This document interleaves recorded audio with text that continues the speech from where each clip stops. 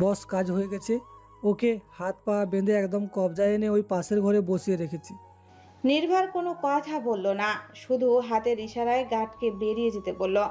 গার্ডরা চলে যেতেই নির্ভারের গলা থেকে এক পৈশাচিক হাসির শব্দ বের হয়ে এলো। সে যেন নিজের জয়ে নিজেই উন্মাদ হয়ে গেল। হাসতে হাসতে সে বিড়বিড় করল, অবশেষে তুমি আমার জালে ধরা দিলে সাইফান শুভ্র চৌধুরী। খানিকক্ষণ পর নির্ভার ধীর পায়ে সেই অন্ধকার ঘরটির দিকে এগিয়ে গেল যেখানে শুভ্রকে রাখা হয়েছে। ঘরে মৃদু একটা নীলচে আলো জ্বলছে, যার ঝাপসা আভায় চেয়ারে হাত পা বাঁধা অবস্থায় শুভ্রকে দেখা যাচ্ছে। শুভ্রের মুখটা তখনও কালো মুখোশে ঢাকা, মাথাটা সামান্য নিচু করে আছে। নির্ভার খুব মনস্তর গতিতে হাঁটতে হাঁটতে সোজা শুভ্রের সামনের একটা চেয়ারে বসলো। আজই প্রথম নির্ভার আর সাইফান শুভ্র চৌধুরী একে অপরের মুখোমুখি। নির্ভারের ঠোঁটে এক বিজয়ী শয়তানের হাসি। সে তার সিগারেটের শেষ টানটা দিয়ে ধোঁয়াটুকু শুভ্রের মুখোশ লক্ষ্য করে সজোরে আশ্রালো। অন্ধকার এই ঘরে নিঃশ্বাস নেওয়ার শব্দের চেয়েও এখন নির্ভারের তীব্র হাসির শব্দটাই বেশি স্পষ্ট হয়ে উঠেছে। নির্ভার ধোয়া ছেড়ে শুভ্রের কালো মুখোশ পরা নিথর মুখের দিকে তাকিয়ে উপহাসের সুরে বলল, স্বাগতম মিস্টার সাইফান চৌধুরী। শুভ্রের গলা থেকে কোনো কম্পন বের হলো না, খুব শান্ত আর নিরেট গলায় সে উত্তর দিল। ধন্যবাদ। মুহূর্তেই নির্ভারের ঠোঁট থেকে বিজয়ের হাসিটা নিভে গেল। তার কপালে চিন্তার ভাঁজ পড়ল। একটা মানুষ অপহৃত হয়ে হাত পা বাঁধা অবস্থায় এত স্বাভাবিকভাবে কথা বলছে কিভাবে? নির্ভার চেয়ারে আরও একটু ঝুঁকে বসে ক্রু গলায় বলল। চিনিস আমাকে? শুভ্রের ঠোঁটের কোণে হয়তো এক চিলতে অদৃশ্য হাসি ফুটল। সে নির্লিপ্ত গলায় বলল। হয়তো। নির্ভারের মেজাজ এবার বিগড়ে যেতে শুরু করলো। সে দাঁত কিরমির করে বলল, তুই এত স্বাভাবিকভাবে কিভাবে কথা বলছিস রে? পরিস্থিতি কি বুঝতে পারছিস না? শুভ্রের গলায় বিন্দুমাত্র বিকার নেই। সে যেন নিজের ড্রয়িং রুমে বসে আড্ডা দিচ্ছে এমন ভাবে বলল। কথা তো মানুষ এইভাবেই বলে, আর কিভাবে বলে আমার জানা নাই। নির্ভার এবার অবাকের চরম পর্যায়ে চলে গেল। শুভ্রের এই ইস্পাত কঠিন মানসিকতা তার হিসাব উল্টাপাল্টা করে দিচ্ছে। সে চিৎকার করে বলে উঠল, তোকে জানোয়ারের মতো তুলে নিয়ে আসলাম, হাত পা বেঁধে রাখলাম, তোর কি জানের ভয় করছে না? আমি চাইলে তোকে এখনই মেরে ফেলতে পারি। শুভ্র এক মুহূর্ত থামলো, তারপর খুব গম্ভীর আর দার্শনিক স্টাইলে বলল, জীবন যেহেতু আছে সেহেতু মরতে তো হবেই, এতে জানের ভয় করার কি আছে? নির্ভারের ধৈর্যের বাঁধ এবার পুরোপুরি ভেঙে গেল। এই রুদ্ধশ্বাস পরিস্থিতির একটা মানুষ কিভাবে এতটা নির্লিপ্ত আর স্বাভাবিক হয়ে বসে থাকতে পারে তা এই শুভ্রকে চোখের সামনে না দেখলে সে কোনো দিন বিশ্বাস করত না। অপমানে আর রাগে নির্ভারের রক্ত মাথায় চড়ে বসল। সে মুহূর্তের মধ্যেই পারস্পরিক চিৎকার করে তার গার্ডদের উদ্দেশ্য করে বলল, কি দেখছিস তোরা? ওর মুখোশ খোল, দেখি ওর মুখটা। কার এত বড় সাহস আর কলিজা, এত বিষ যে আমার সামনে বসে বড় বড় কথা বলে? একজন গার্ড কিছুটা ভয়ে ভয়ে এগিয়ে এলো। কাপা কাপা হাতে সে শুভ্রের কালো মুখোশটা ধীরে ধীরে খুলে ফেলল। আর মুখোশটা সরার সাথে সাথেই যেন ঘরের আবহাওয়া মুহূর্তে বদলে গেল। সামনে দাঁড়িয়ে থাকা চারজন গার্ড আর যে মুখোশটা খুলল তার প্রত্যেকে শুভ্রকে দেখা মাত্রই বিদ্যুৎ পৃষ্ঠের মতো ছিটকে পেছনে সরে গেল। তাদের চোখ মুখে এখন চরম আতঙ্কের ছাপ। সবাই ভয়ে থরথর করে কাঁপতে কাঁপতে থাকলো। একজন গার্ড অস্পষ্ট সুরে বলে উঠল, কি? কিংসুং? নির্ভার কিছু বুঝতে পারল না। তার নিজের পোষা গার্ডটা শুভ্রকে দেখে এইভাবে মরার মতো কাঁপছে কেন? শুভ্র কোনো কথা না বলে একদম বরফ শীতল চোখে একবার গার্ডদের দিকে তাকালো। সেই চাহনিতে কি ছিল কে জানে, কিন্তু মুহূর্তের মধ্যে গার্ডরা বড় বড় ঢোক গিলে একদম পাথর হয়ে দাঁড়িয়ে রইল। নির্ভার রাগে ফেটে পড়ে গার্ডদের দিকে তাকিয়ে চেঁচিয়ে বলল, এই ভয়ে কাঁপবি কেন তোরা? মনে হলো কোনো ভূত দেখেছিস? কি দেখছিস ওর চেহারায়? একজন গার্ড আমতা আমতা করে কোনো মতে কাঁপা গলায় বলল, বাবা বস, এমনি। নির্ভারের খটকা দূর হলো না। সে এবার সন্দেহের দৃষ্টিতে সরাসরি শুভ্রের চোখের দিকে তাকালো। শুভ্র একদম নির্লিপ্ত, যেন কিছুই হয়নি। নির্ভার দাঁতে দাঁত চেপে শুভ্রকে প্রশ্ন করল। বেশালা কে তুই? শুভ্র এবার নির্ভারের চোখের দিকে গম্ভীর আর স্থিরভাবে তাকালো। তার ঠোঁটের কোণে ফুটে উঠল এক তাচ্ছিল্যের হাসি। সে খুব নিচু কিন্তু পৈশাচিক গম্ভীর গলায় বলল। তোর আব্বা লাগিয়ে আব্বা ডাক। নির্ভারের মাথার রগ যেন রাগে ছিঁড়ে যাবে। এই চরম মুহূর্তেও শুভ্রের মুখে এমন তাচ্ছিল্য সে মানতে পারছে না। সে এক মুহূর্ত দেরি না করে পাশে গার্ডের হাত থেকে রিভলভারটা ছো মেরে নিয়ে সরাসরি শুভ্রের কপালে ঠেকালো। আগ্নেয় অস্ত্রের ঠান্ডা নলটা শুভ্রের চামড়ায় ছুঁয়ে আছে। ঠিক তার চোখের পলক পর্যন্ত পড়ল না। নির্ভার দাঁত কিরমির করে বলল। তুই কে বা তোর পরিচয় কে তা জানার কোনো দরকার নেই আমার। আমার লক্ষ্য শুধু একটাই, আমার বোনের মনের আশা পূরণ করা। শোন শুভ্র, যদি জ্যান্ত বাঁচতে চাস তবে আমার বোনকে বিয়ে করবি। তুই নেহার ভালোবাসার মানুষ বলেই তোর এত বড় বড় কথা আমি সহ্য করছি, না হলে তোকে আমি এতক্ষণে।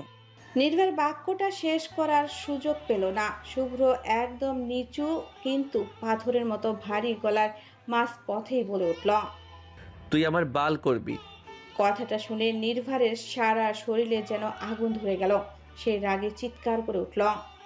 শুভ্র, আমাকে রাগিয়ে দিস না, বলছি ভালো হবে না। আমার বোন তোকে বিয়ে করতে চাবে। তুই জানিস নেহা তোকে কতটা ভালোবাসে, তোর জন্য ও মরে যেতে পারে। শুভ্র এবার নির্ভারের চোখের দিকে সোজাসুজি তাকালো। ওর দৃষ্টিতে কোনো মায়া নেই, কোনো ভয় নেই, আছে শুধু একরাশ ঘৃণা আর অবজ্ঞা। সে শুধু শান্তভাবে বলল। কিন্তু আমি তো বাসি না। যাকে আমি ভালোবাসি না তাকে কেন বিয়ে করতে যাব? তোর বোন ভালোবাসে বলে কি আমাকেও বাসতে হবে নাকি? শুভ্রের এমন যুক্তিপূর্ণ কিন্তু রুট জবাবে নির্ভার কয়েক সেকেন্ডের জন্য থমকে গেল। সে বুঝতে পারছে এই লোকটাকে ভয় দেখিয়ে বা অস্ত্র উঁচিয়ে টলানো সম্ভব নয়। রুমের ভেতর তখন এক অসহ্য উত্তেজনা। একদিকে নির্ভারের উন্মাদ রাগ আর অন্যদিকে শুভ্রের হিমশীতল জেদ।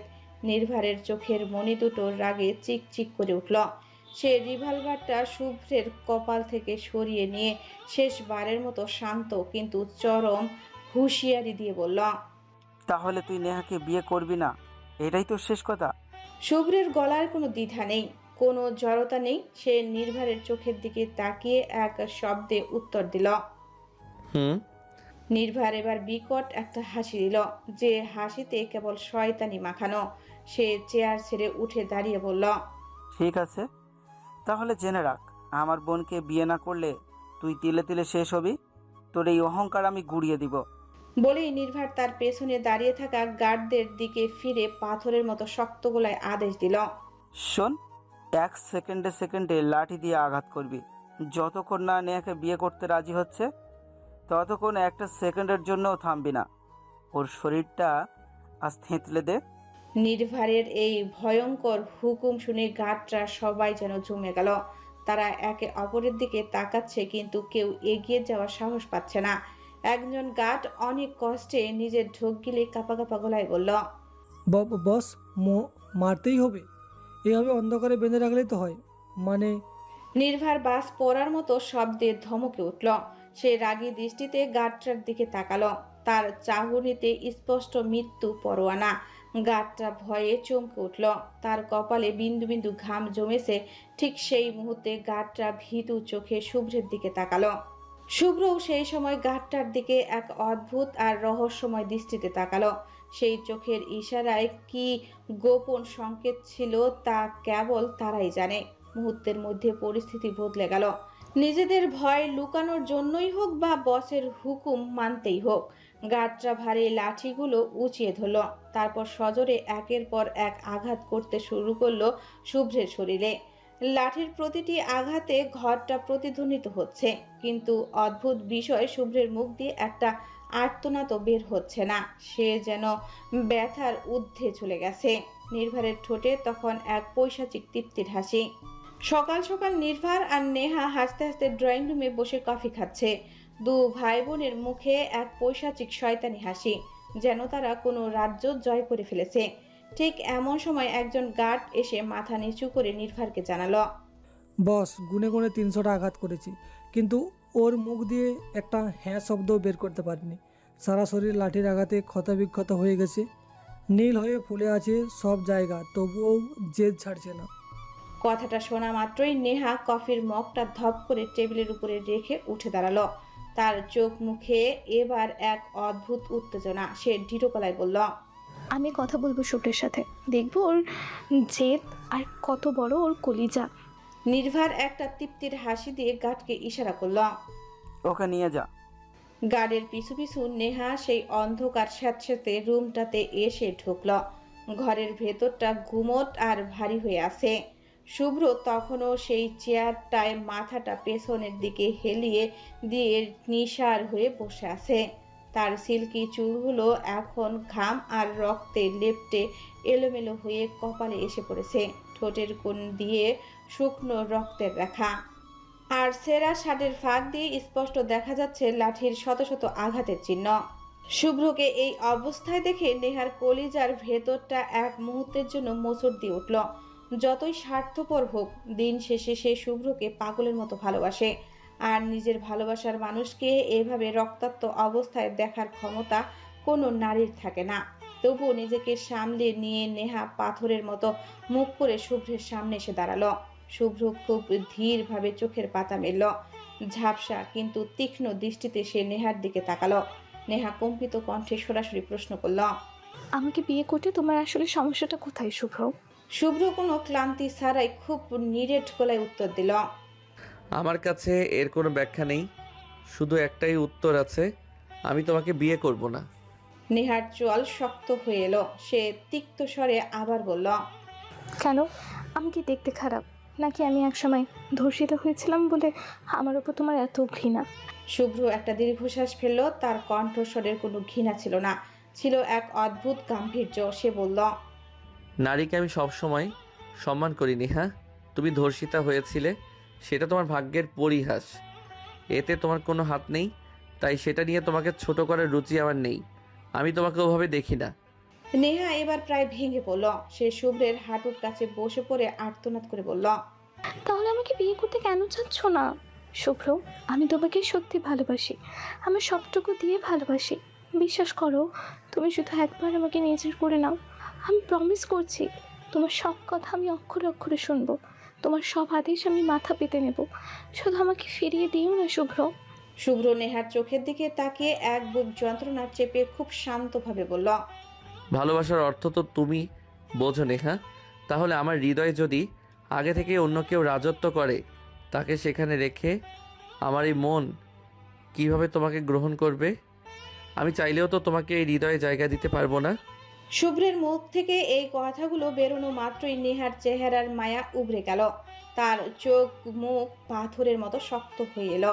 সে ঝাটকা দিয়ে উঠে দাঁড়িয়ে তীক্ষ্ণ গলায় বলল, তুমি নিশ্চিত ওই দিদির কথা বলছো, তাই না?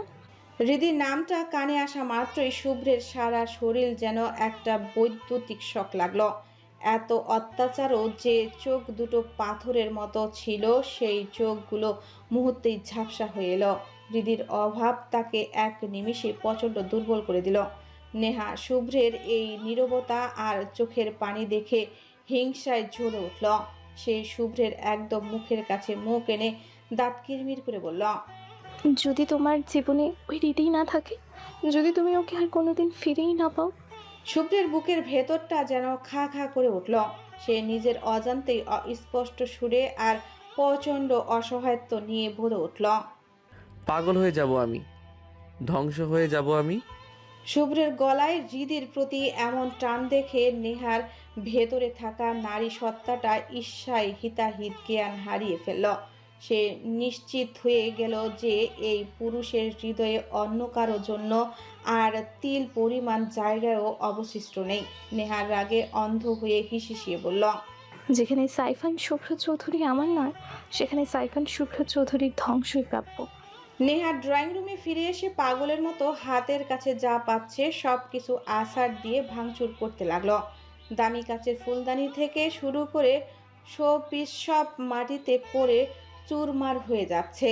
নির্ভার দ্রুত এগিয়ে এসে নেহাকে আটকানোর চেষ্টা করলো এবং শান্ত করতে করতে বলল, কুল ডাউন নেহা, কি হয়েছে? কেন এমন করছিস? শান্ত হ। নেহা এক ঝটকায় একটা বড় ফুলদানি তুলে দেওয়ালে ছুঁড়ে মেরে চিৎকার করে উঠল। সব ধ্বংস করে দেবো আমি। ওই শুভ্র কেন বোঝে না আমার ভালোবাসা? কেন বোঝে না আমি ওর জন্য কতটা পাগল হতে পারি? নির্ভার একগাল হেসে তাচ্ছিল্যের সাথে বলল, তুই তো ভালোই বেসেছিলিস একটা একগুঁয়ে আর ঘাড়তেরাকে। আজ ওই শুভ্রকে তুই ভালোবাসিস বলেই ও বেঁচে আছে, না হলে আমার মেজাজ যে পর্যায়ে গিয়েছিল এতক্ষণে ওকে আমি জানে মেরে ফেলতাম।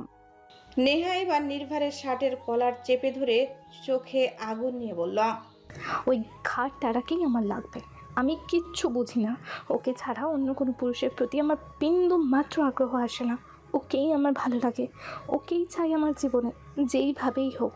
নির্ভার নেহার মাথায় হাত রেখে আশ্বস্ত করে বলল, ডোন্ট ওয়ারি, পেয়ে যাবি। নির্বাণ চৌধুরী যা চায় তা করেই ছাড়ে। নেহা নির্ভারের মুখোমুখি দাঁড়িয়ে অবিশ্বাসের সুরে বলল, কিভাবে পাবো আমি ওকে? ও তো সারাক্ষণ হৃদির নাম জপে। ও হৃদিকে চায়, হৃদিকে ভালোবাসে। ওর হৃদয় শুধু হৃদির জায়গা, আমার না। হৃদির নামটা শোনা মাত্রই কয়েক মুহূর্তের জন্য থমকে গেল নির্ভার। তার নিজের ভেতরের সেই দগদগে পাগলামিটা যেন আবার চারা দিয়ে উঠল। হৃদি যাকে সে নিজের নেশার মতো ভালোবাসে, যাকে সে কোনোভাবেই হারাতে পারবে না। নির্ভারের চোখের দৃষ্টি বদলে গেল, ঠোঁটে ফুটে উঠল এক পৈশাচিক বাঁকা হাসি। সে শান্ত কিন্তু শীতল গলায় বলল, বুঝেছি, এখন আমার কি করতে হবে? নেহা ভ্রু কুঁচকে তার ভাইয়ের দিকে তাকালো, জিজ্ঞেস করলো, কি করবে এখন তুমি? নির্ভার তার কলারটা ঠিক করে নিয়ে এক অদ্ভুত স্বরে বলল, বিয়ে। অন্ধকারের ঝাপসা আলোয় জানালার গ্রিল ধরে স্থির হয়ে বসে আছে হৃদি। বাইরের ঘুটঘুটে অন্ধকারের দিকে তাকিয়ে থাকা ওর চোখ দুটো থেকে নোনা জল গড়িয়ে পড়ছে। আজ দীর্ঘ 20টা দিন সে তার মা, বাবা আর ভাইকে দেখে না, জানে না তারা কেমন আছে, আদৌ খেয়ে দিয়ে বেঁচে আছে কি না। কিন্তু সব থেকে বড় রক্তক্ষরণ হচ্ছে শুভ্রের জন্য। শুভ্রের কি ওর জন্য একটুকু মায়া লাগে না? 20টা দিন ধরে সে নিখোঁজ, অথচ শুভ্র একবারের জন্য তাকে খুঁজে বের করার চেষ্টা করলো না। হৃদি ভাবলো শুভ্র হয়তো ধরে নিয়েছে, সে চিরতরে হারিয়ে গেছে, তাই মিছে খুঁজে লাভ নেই। সে হয়তো এখন তার বিশাল ব্যবসা আর কাজ নিয়ে মত্ত, ভুলে গেছে এক সময় হৃদি নামের কেউ তার জীবনে ছিল। হৃদি দীর্ঘশ্বাস ফেলে বিড়বিড় করল, হায়রে মানুষ, পাষাণ মানুষকে কেন যে এই হৃদয় খুঁজে বেড়ায়, এটাই বোধহয় বাস্তব। ভালোবাসার মানুষ যতই পাষাণ হোক, এই অবুঝ হৃদয়টা ওই পাষাণটার জন্যই কাঁদবে। হৃদি নিজের চোখের পানিটুকু মুছে নিয়ে জানালার ওপারে শূন্যতার দিকে তাকিয়ে ভাঙ্গা গলায় গাইতে শুরু করল, আমার যাহারাবার গেছে হারিয়ে, জীবনে তাকে আর পাবো না ফিরে। গানের মাঝে হৃদির চোখটা বন্ধ করল।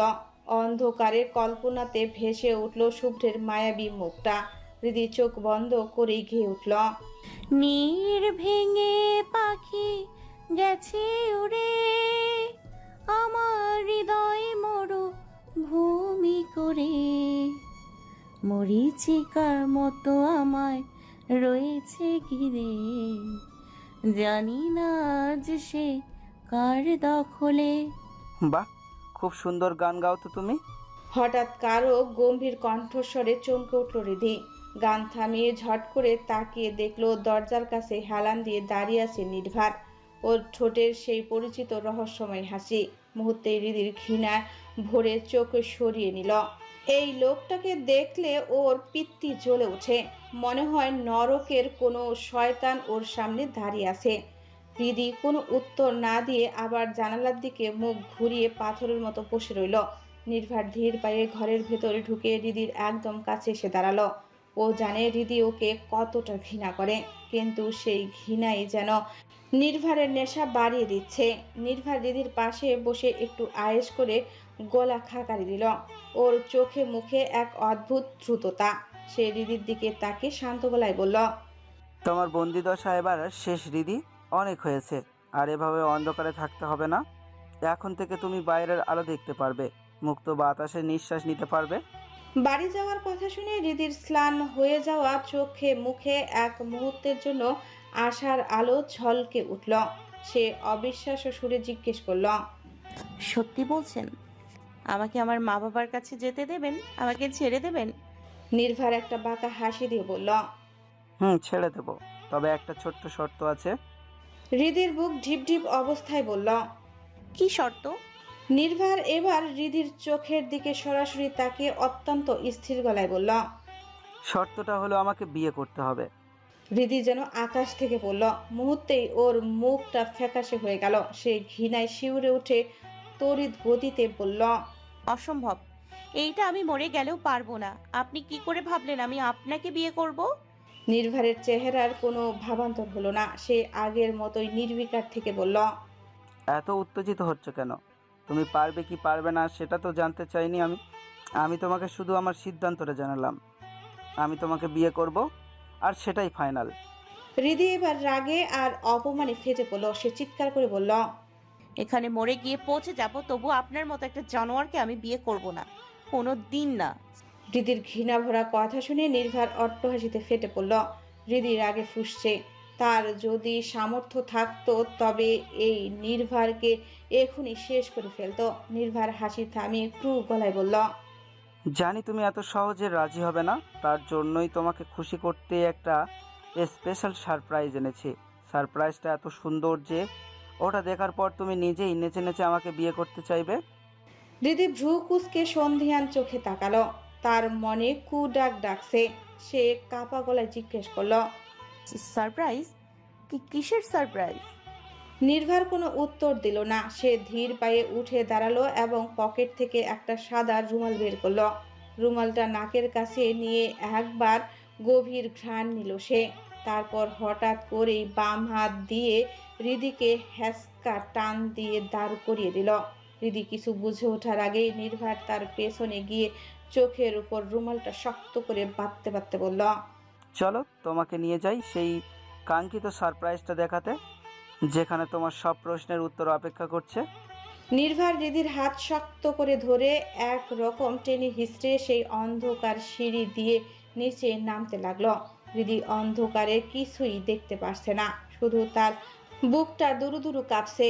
কিছুক্ষণ হাঁটার পর নির্ভার একটা লোহার দরজা খোলার শব্দ করলো। ঘরের ভেতরটা গুমট আর একটা ভ্যাপসা গন্ধ। নির্ভার হৃদিকে ঘরের ঠিক মাঝখানে দাঁড় করালো। তারপর হৃদির কানের কাছে মুখ নিয়ে ফিসফিস করে বলল, রেডি তো স্পেশাল সারপ্রাইজটা দেখার জন্য? বলে নির্ভার এক ঝাটকায় হৃদির চোখের রুমালটা খুলে দিল। ঝাপসা আলোয় হৃদির সামনের দিকে তাকিয়ে পাথরের মতো জমে গেল। তার পায়ের তলা থেকে যেন মাটি সরে গেল। অন্ধকারের ঝাপসা আলোয় চেয়ারে হাত পা বাঁধা অবস্থায় শুভ্রকে দেখে হৃদির কলিজাটা এক মুহূর্তের জন্য থমকে গেল। শুভ্রের সারা শরীরে চাবুক আর লাঠির নিষ্ঠুর দাগ। একদম নিস্তেজ হয়ে চেয়ারে বসে আছে সে। চিরকাল যে লোকটা রাগী গম্ভীর আর তীক্ষ্ণ স্মার্ট গেট আপ নিয়ে দাপিয়ে বেড়াতো, আজ সেই লোকটাই অগোছালো চুলে মাথা নিচু করে মরণ যন্ত্রণায় ছটফট করছে। এ কোন শুভ্রকে দেখছে হৃদি? হৃদির পুরো শরীর থরথর করে কাঁপছে। ঠোঁট জোড়া যেন নিজের নিয়ন্ত্রণে নেই। অস্পষ্ট সুরে বুক চিরে এক করুণ আর্তনাদ বেরিয়ে এলো। শুভ্র ভাইয়া! হৃদির সেই ভাঙ্গা কণ্ঠস্বর কানে পৌঁছাতেই শুভ্র খুব ধীরে ধীরে মাথা তুলে তাকালো। হৃদির চোখের দিকে তাকাতেই শুভ্রের সেই লাল হয়ে যাওয়া ফোলা চোখ দুটোতে ফুটে উঠল এক তৃষ্ণাত্ম ব্যাকুলতা। যেন এই একটা মুখ দেখার জন্য তার আত্মাটা গত 20 দিন ধরে মৃত্যুর দরজায় দাঁড়িয়ে অপেক্ষা করছিল। শুভ্র কোনো কথা বলতে পারল না, শুধু অপলক দৃষ্টিতে হৃদির দিকে তাকিয়ে রইল। তার শুকিয়ে কাঠ হয়ে যাওয়া মুখ আর কুঁচকে যাওয়া চামড়া বলে দিচ্ছে কতটা অমানবিক অনাহার আর অত্যাচারের উপর দিয়ে সে যাচ্ছে। শুভ্রের এই বিভৎস অবস্থা দেখে হৃদি হিতাহিত জ্ঞান হারিয়ে ফেলল। সে ডুকরে কেঁদে উঠে দৌড়ে শুভ্রের কাছে যেতে চাইল। তার ক্ষতবিক্ষত শরীরটা আগলে ধরতে চাইল, কিন্তু নিয়তি তার সহায় হলো না। মাত্র 2 পা এগোতেই এক হ্যাঁচকা টানে তাকে থামিয়ে দিল নির্ভার। লোহার মতো শক্ত মুঠোয় হৃদির হাতটা মুচড়ে ধরল সে। হৃদিকে নিজের একদম কাছে টেনে নিয়ে এসে নির্ভান তার কানে কানে শীতল আর বিষাক্ত গলায় বলল, কেমন দিলাম সারপ্রাইজটা মায়াবী? এই সারপ্রাইজটা দেখা পর্যন্তই তোমার দৌড়, কিন্তু ছোঁয়া পর্যন্ত তোমার কোনো ক্ষমতা নেই। আমার অনুমতি ছাড়া ওর ছোঁয়াও মারাতে পারবে না তুমি। হৃদি ঘৃণায় আর রাগে অন্ধ হয়ে নির্ভানের দিকে তাকালো। তার দু চোখ দিয়ে যেন আগুনের ফুলকি বেরোচ্ছে। সে চিৎকার করে বলল, আপনি কি আদৌ কোনো মানুষ? একটা মানুষকে এইভাবে পশুর মতো মারতে আপনার হাত কি একটু কাঁপলো না? আপনার কি দয়া মায়া বলতে কিচ্ছু নেই? নির্ভান হৃদির চোখে চোখ রেখে খুব শান্ত কিন্তু নিষ্ঠুর গলায় বলল, দয়া মায়া দিয়ে দুনিয়া চলে না দিদি। কিছু জিনিসকে নিজের করে নিতে গেলে এমন একটু আধটু শাস্তি দিতেই হয়। এটা তো মাত্র শুরু। হৃদি ডুকরে কেঁদে উঠল। শাস্তি? শুভ্র ভাইয়া এমন কি করেছে আপনার যে তাকে জানোয়ারের মতো এভাবে মেরেছেন? নির্ভানের ধৈর্যের বাঁধ যেন ভেঙে যাচ্ছে। সে হৃদির হাতটা আরো জোরে চেপে ধরে বলল, দেখো দিদি, এত কথা শোনার বা বলার সময় আমার নেই। এখন আমার একমাত্র লক্ষ্য বিয়ে করা, আর সেই লক্ষ্যে পৌঁছানোর জন্য আমি যে কোনো মূল্য দিতে পারি, যে কোনো পথ বেছে নিতে পারি। হৃদি শিউরে উঠে অস্পষ্ট সুরে বলল, কি বলতে চাইছেন আপনি? নির্ভান এবার তার শিকারী দৃষ্টি সরিয়ে শুভ্রের দিকে তাকালো। শুভ্র তখনও আধ বোঝা চোখে হৃদির দিকে তাকিয়ে আছে। নির্ভার এক পৈশাচিক শয়তানি হাসি দিয়ে বলল, মানে খুব সহজ। এই যে সামনে বসে আছে তোমার প্রিয় শুভ্র ভাই, তাকে যদি কালকের সূর্য দেখতে চাও, তাকে যদি জীবিত দেখতে চাও, তবে কাল সুন্দর করে আমার জন্য বউ সেজে তৈরি থাকবে। আর যদি না চাও। নির্ভান একটু থেমে শুভ্রের দিকে তাকিয়ে খুনের নেশায় মত্ত হয়ে বলল, তবে শুভ্রর জানাজা দেখার জন্য মানসিক প্রস্তুতি নিয়ে ফেলো। সিদ্ধান্ত তোমার হৃদি। আমার বাসর ঘর নাকি ওর কবর? হৃদির রাগে সারা শরীর রি করে জ্বলে উঠল। অপমানে আর ঘৃণায় সে জ্ঞান হারিয়ে ফেলল। এক ঝটকায় নির্ভানের হাত থেকে নিজের হাত ছাড়িয়ে নিল সে। তারপর সর্বশক্তি দিয়ে সজোরে একটা থাপ্পড় বসিয়ে দিল নির্ভানের গালে। থাপ্পড়ের শব্দে পুরো ঘরটা যেন এক মুহূর্তের জন্য নিস্তব্ধ হয়ে গেল। হৃদি চিৎকার করে বলল, আপনি ভাবেন কি করে যে আপনার মতো একটা পশুকে আমি বিয়ে করব? মরে যাব, জীবন দিয়ে দিব, তবু আপনাকে আমি কোনো দিন বিয়ে করব না। থাপ্পড় খেয়ে নির্ভান একটুকু রাখল না, বরং এক পৈশাচিক শান্ত ভাব বজায় রাখল। সে নিজের গালে হাত বুলিয়ে সেই হাতে একটা গভীর চুমু খেল। নেশাতুর চোখে হৃদির দিকে তাকিয়ে বলল, উফ, কি টেস্ট তোমার স্পর্শে প্রিয়। তুমি শুধু একবার আমার হয়ে যাও, আই প্রমিস তোমার হাতের এমন থাপ্পড় আমি সারা জীবন খেতে রাজি। বলেই নির্ভান অট্ট হাসিতে ফেটে পড়ল। হৃদি রাগে ফুঁসছে, তার বুকটা ধরফর করছে। নির্ভান হঠাৎ হাসি থামিয়ে হৃদির সামনে এসে দাঁড়ালো। তার চোখে তখন খুনের নেশা। সে শীতল গলায় বলল, তুমি জানো এখন আমি কি করব? হৃদি ভ্রু কুঁচকে ভয়ার্ত চোখে তাকালো। নির্ভান একটা বাঁকা হাসি দিয়ে তীক্ষ্ণ স্বরে শীষ দিল। সাথে সাথে দরজায় দুজন গার্ড এসে হাজির হলো। নির্ভান তাদের দিকে তাকিয়ে হাত দিয়ে শুভ্রকে দেখিয়ে বলল, শুভ্রকে আবারও লাঠি দিয়ে একটু আধটু আদর করে দে। হৃদি একটু দেখুক ওর প্রিয় শুভ্র ভাইকে আমরা কিভাবে আদর সোহাগ করতে পারি। কথাটা শোনা মাত্রই হৃদি পাগলের মতো না সূচক মাথা নাড়তে লাগলো। সে আর্তনাদ করে শুভ্রের দিকে এগোতে চাইল। অমনি নির্ভান লোহার মতো শক্ত করে ওর হাত ধরে ফেলল।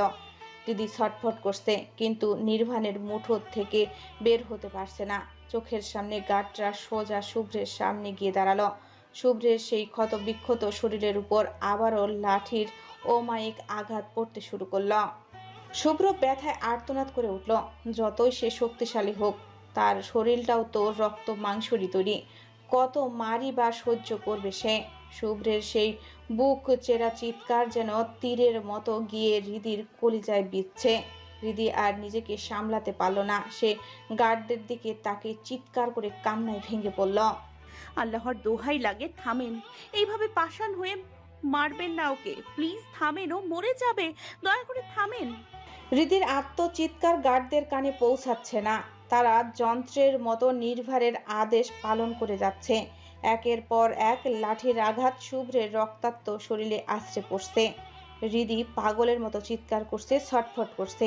তার মনে হচ্ছে এই মুহূর্তে যদি সে শুভ্রকে গিয়ে জড়িয়ে ধরতে পারত তবেই বোধহয় কলিজার এই দহন শান্ত হতো। উপায় না দেখে হৃদি হঠাৎ জানোয়ারের মতো নির্ভারের হাতে সজোরে কামড় বসিয়ে দিল। নির্ভার যন্ত্রণায় আর্তনাদ করে হৃদির হাত ছেড়ে দিল। সেই সুযোগে হৃদি ঝড়ের বেগে দৌড়ে গিয়ে শুভ্রকে চেয়ার সহ শক্ত করে জড়িয়ে ধরল। নিজের শরীর দিয়ে শুভ্রকে আড়াল করে সে ডুকরে কেঁদে উঠল। গার্ডদের চালানো লাঠি দুটো প্রচণ্ড আঘাত শুভ্রের বদলে হৃদির পিঠে গিয়ে পড়ল। হৃদির মুখ দিয়ে ব্যথার একটা গঙ্গানি বেরিয়ে আসতেই শুভ্র যেন তার শেষ শক্তি ফিরে পেল।